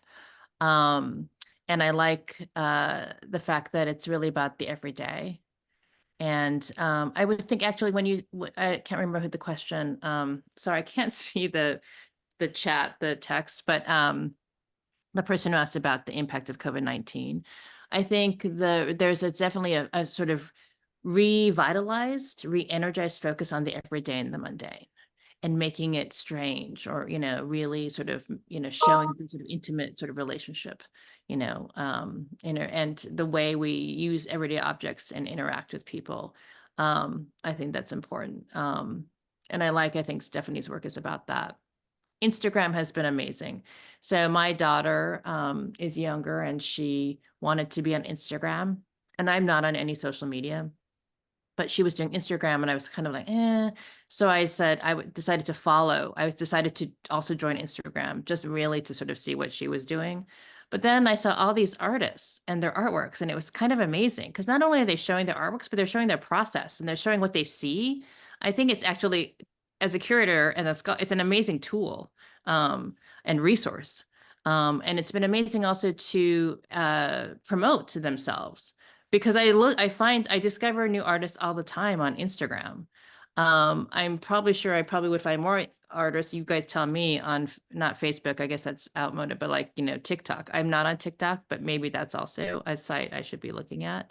But, you know, websites, Instagram, and like almost every artist has their own web page. It's kind of been an amazing resource, especially, you know, if people can't travel and we think of climate change and we really need to sort of, you know, cut down on our carbon, you know, all that kind of stuff. It's been kind of a game changer. Are you on Instagram, Mark? I'm smiling to myself because I'm not on any social media. I occasionally look at somebody else's phone to find out, just as you said, you know, what other people's inspiration is. But because my focus is largely the historical, I'm the guy in the library archive looking for the things that, you know, might be hidden away in there more than the contemporary cutting edge social media. However, also, you know, artist websites is another incredible way for people to share their work more generally, so that people can look up, research what the artist is, you know, the sort of identity that they have constructed for themselves in a complicated way, as well as the process that they share through platforms like Instagram. So one of the questions I had, because one of the things I think having an Asian American art exhibition of ceramic works would be amazing. At the same time, I have a little bit of a, not knee-jerk reaction, but a little hesitation, because why have just all Asian American ceramic art? Why don't we have a ceramic art exhibition with BIPOC artists or other artists, not just Asian American? Because one of the things is sort of when you do an Asian American art exhibition and it's all ceramics, like then what's the curatorial thread? Is it just because everyone is Asian American? That's kind of what, you know, I'm trying to, you know, question, work around, challenge in some way. And I agree. And that's where the, you know, curatorial process comes in to actually look and identify. But there is you know, and of course there's vast, I think, contributions by people from other backgrounds, but there is an incredibly deep root of Asian American ceramics that I think reflects some of the ways in which ceramics is so highly valued in Asia. So there's a kind of a historical legacy that is in part foundational.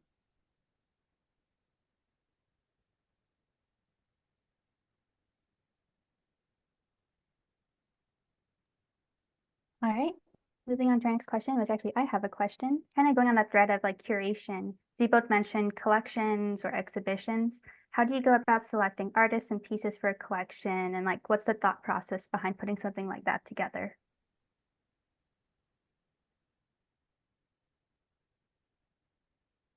So I'm somebody who has advised museums on building collections before, and it's interesting to see how museums react and how times change. So I can remember many instances where I was like knocked out by something. It's like, this is so incredible. And it's like the period is so outstanding by mainstream museums. And I gave it my best pitch. And people would say, "No, I don't think that's a," you know, one of the curators of a, you know, prestigious museum said to me, "I don't think there's ever going to be a time when that artist is going to end up in our museum's collection." 20 years later, they were nuts and they're pursuing it like crazy, as you know, because times changed and they realized how important it was and they saw it with completely different eyes.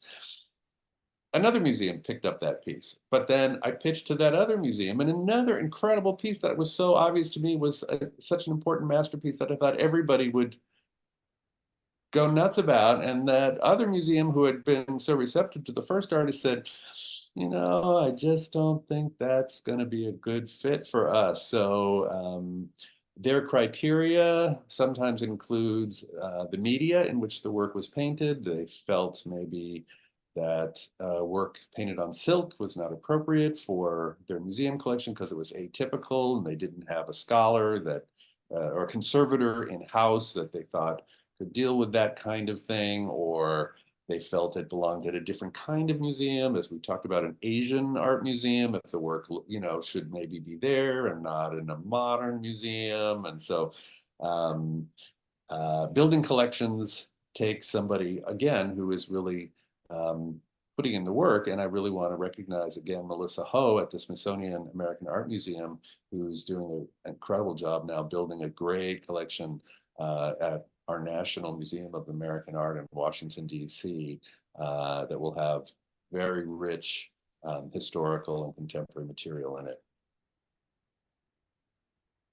I've also just been an advisor in terms of recommending works for collection. I've never worked at a place where there was a collection. No, I mean, yeah, I've never worked at a place. And so, you know, one of the things about collecting artworks is that it takes a lot of money because you have to preserve it and conserve it. And that is always, you know, something that the curators and the board consider, but also place and sites. The site specificity of the place is really important to keep in mind. And there's a tendency to go for artworks by artists with a name value who are very familiar and already have sort of a very, you know, have a reputation, rather than going for artworks that maybe are under-recognized or by young artists. This is why it's really important. So it, you know, curators are incredibly important, and so are collectors, but so are art historians and critics and writers. So the more people that write about a work that creates sort of discursive information, a discourse about the work, not just, you know, hype, but also a discourse and a history, is really, really crucial. You know, and then I hope that all of you, you know, are either practitioners or future curators or collectors, but also I hope you are also future writers and critics. because we really, really need, especially in terms of Asian American art, there's so many artists in which their works need to be written about. And there's a tendency in a lot of exhibitions to only show one work of art rather than a number of works of art. And that's just sometimes does a disservice both to the artist, the artwork, and the show. So anyways, that's sort of my 2 cents about collecting. I don't know, Kavina, did you have another sort of follow-up question, or what are the sort of reasons why you asked that question? I just found it interesting because I remember you mentioned it before, like things about framing and how that kind of plays a role in how something is put together. Yeah, thank you for that. And then for our next question, we have, do you think, this is for the both of you, do you think that by labeling an artist as Asian or Asian American, it can diminish the art that they produce? Do you think it impacts the way a person views their art because the label Asian or Asian American has been assigned to it? Yes, unfortunately, sometimes it does. It shouldn't, but sometimes I think people come with preconceived ideas about what Asian American art is or the identity of the artist. And you know, a lot of times they're stereotypical, or they're just ignorant or naive.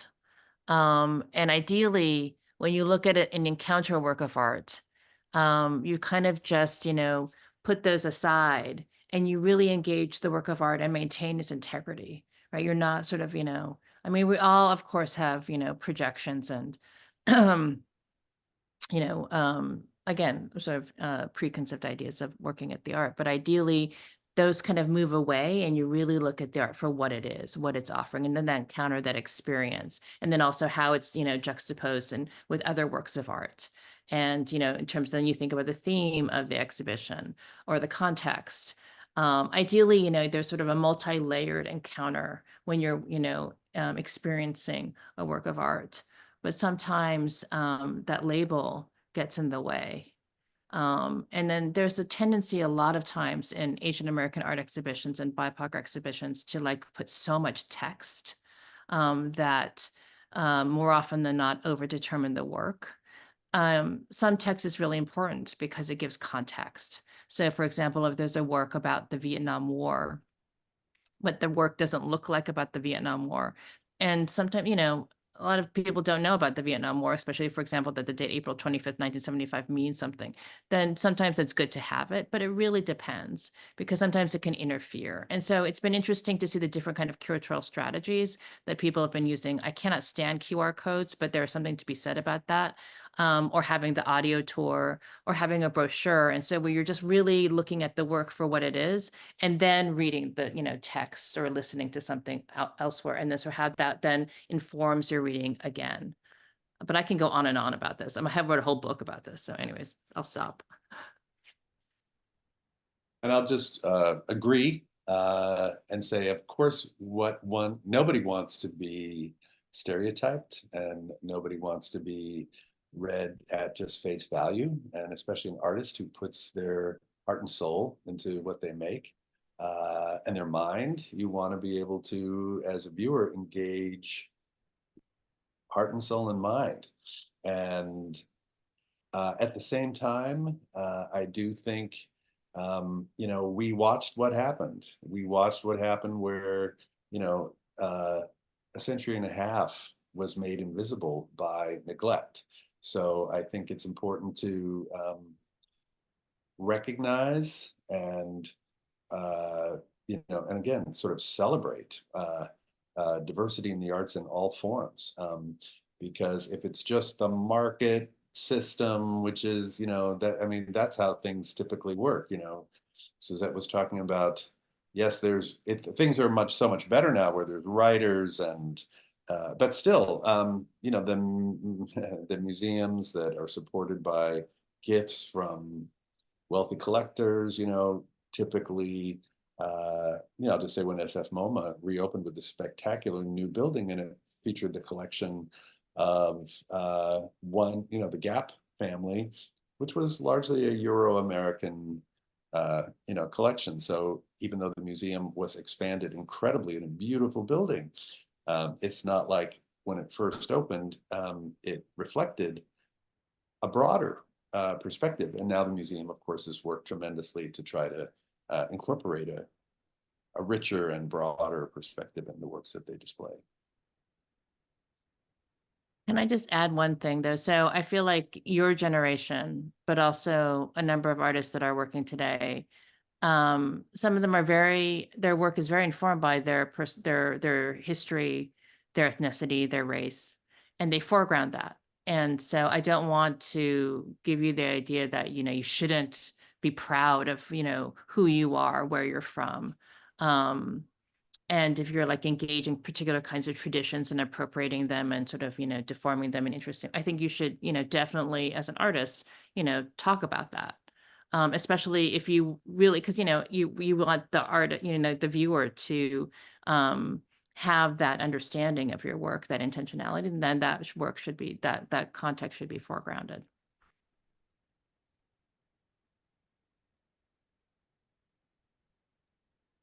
And we have another question that I accidentally skipped over before. So this is again for the both of you. What are some barriers that Asian American artists have faced in the past that are still being faced today?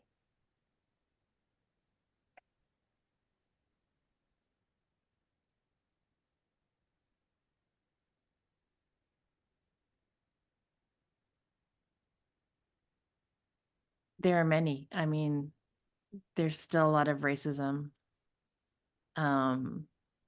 There's a lot of presumptions about, again, the identity of the artist or the artwork. Orientalism. There's also, unfortunately, I think sometimes prestige or, who or where you went to school sometimes comes into play.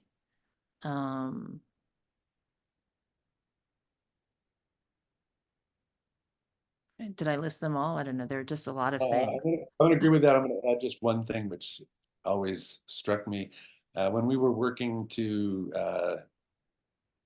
back in the 90s when we started research to try to create a kind of biographical directory of artists of Asian ancestry working in California, we created files on the work of 1,200 artists who were active before 1965. So it was a pretty vast group. And from that, we decided to profile about 150 of them in a biographical directory project.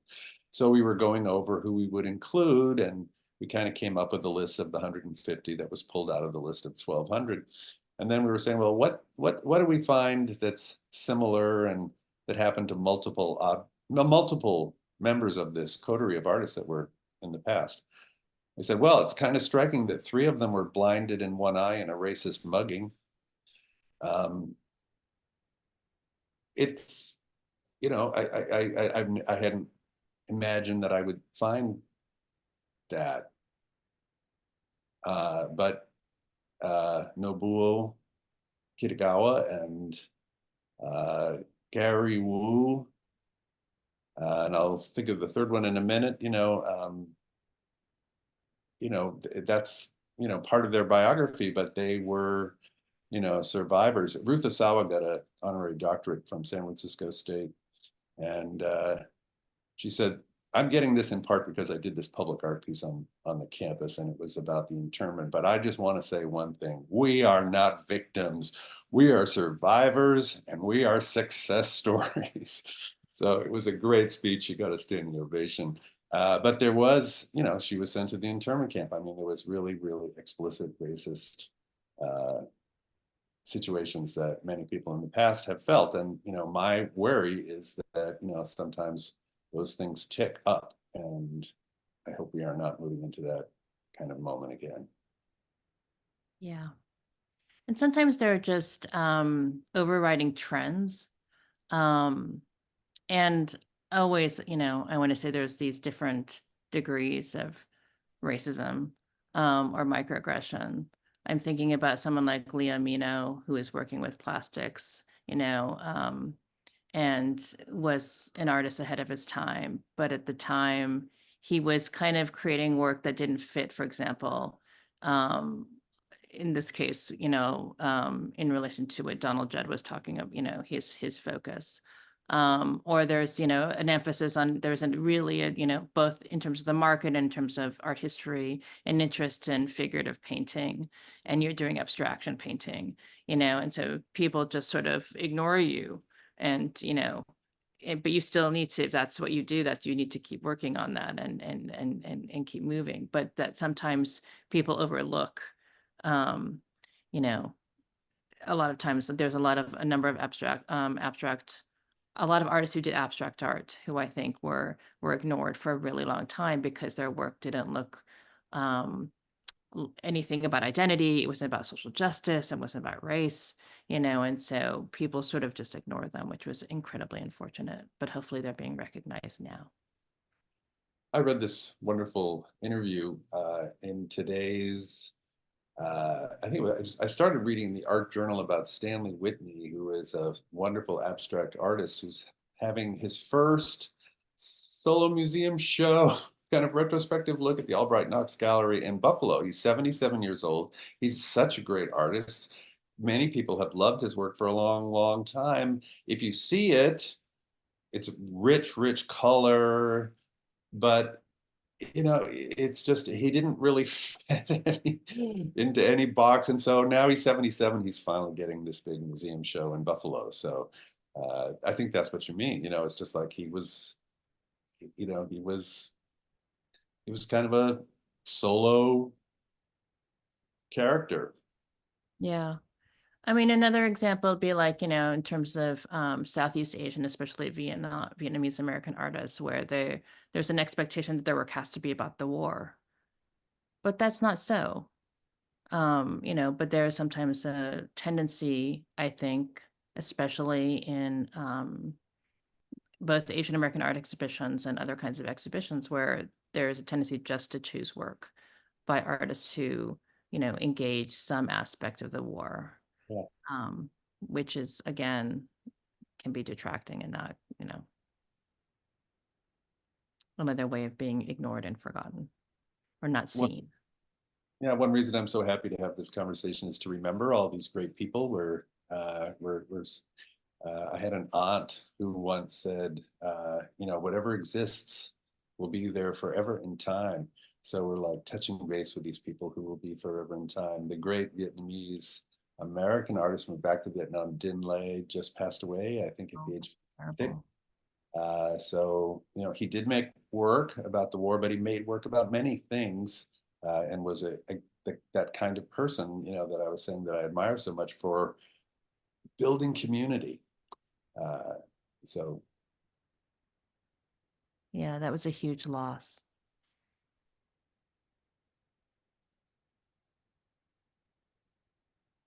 And we will end the Q&A with just one last question. And to whoever wrote this, please feel free to step in and clarify things. I don't know if I'm interpreting it correctly.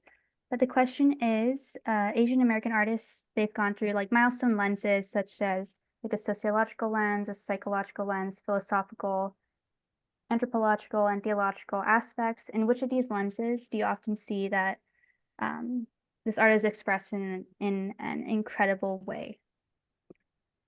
So I'm sorry, that's a bit confusing. I don't think I'm interpreting the question correctly, though.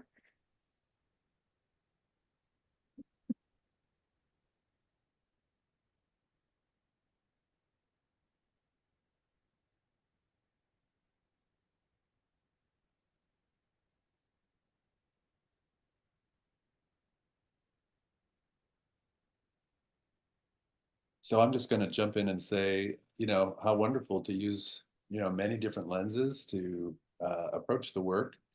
Today, we haven't talked so much about theological, but a spiritual lens, I think, is the inspiration for many artists as they create work. Sociological, I haven't seen the exhibition yet, but I'm really excited to go to the Santa Cruz Museum of Art and History for an exhibition about the Filipino migrant workers that's just open there. So, you know, there's all kinds of ways in which that inspire artists, but also inspire curatorial projects, the way people approach the work, psychological. Yeah, anyway, so, and you know, those are all the things that I think inspire artists and can inspire exhibitions. Which of them do we see the most of? I don't know, but I think we look forward to seeing the work that your generation creates and what lens you will use to create it with. I would just add that, you know, I think there's a lot of work that is being produced and that has been created that can be seen through a number of these lenses. And going back to the idea of, or going back to the topic of curating and framing, it's really important to know that there's not only one way of framing a work of art. There are multiple points of entry into a work of art, and there are multiple ways of looking at the art, depending on the context, the time, the period. And, you know, this is what, you know, great art is all about. It resonates with you on multiple levels. And I feel, I'm not exactly sure if you want us to name an artist, but I'd like to think that a number of the artists that I'm really interested in are not only engaged in world building, but also enabling us to imagine the world in a way that we just, you know, people like me can't. You know, I need artists. They're so important in helping me imagine otherwise. So.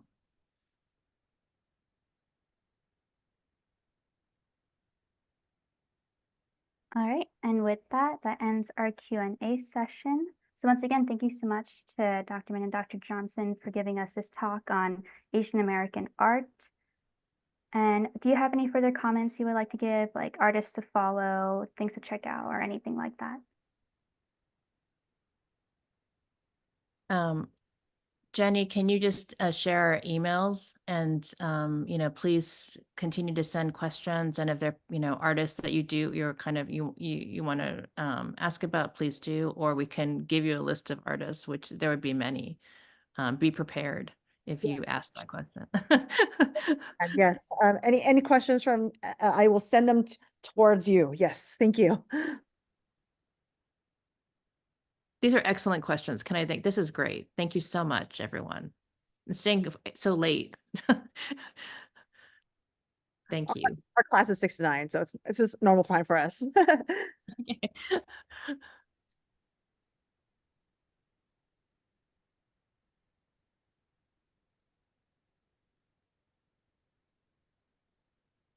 And then one last thing to highlight to our class is that we do have the Dr. Howard and Dr. Ng Academic Excellence ASHAM Award, which we're currently crowdfunding for.